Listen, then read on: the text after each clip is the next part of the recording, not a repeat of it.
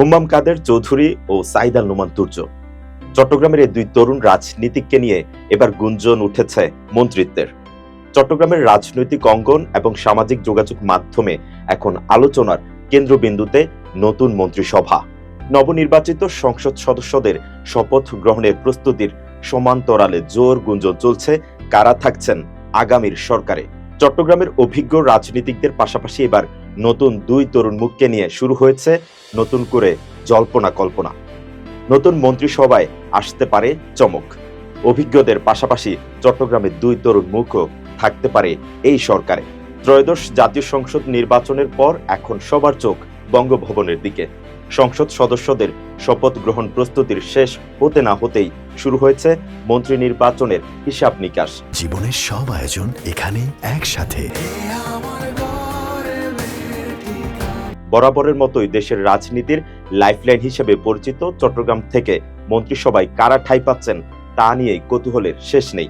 চট্টগ্রামের রাজনীতিতে হেভিওয়েট নেতা হিসেবে পরিচিত সালাউদ্দিন আহমদ এবং আমির খসরু মাহমুদ চৌধুরীর নাম মন্ত্রিসভার তালিকায় উপরের দিকেই রয়েছে।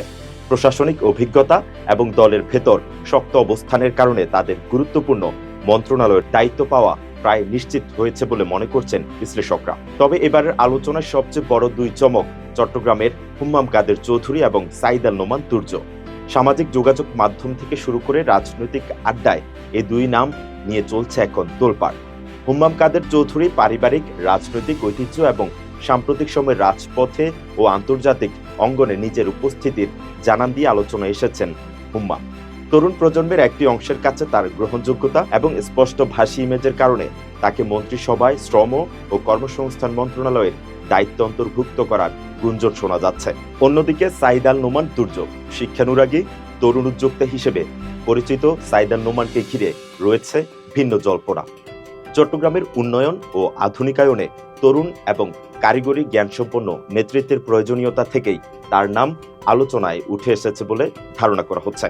শিক্ষা প্রতিমন্ত্রী হিসেবে তার নাম নিয়ে উঠেছে গুঞ্জন।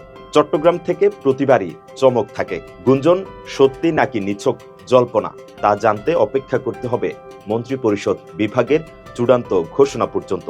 তবে চট্টগ্রামের মানুষ আশা করছে যারা মন্ত্রিসভায় আসবেন তারা এই অঞ্চলের অমীমাংসিত সমস্যাগুলো সমাধানে অগ্রণী ভূমিকা পালন করবেন।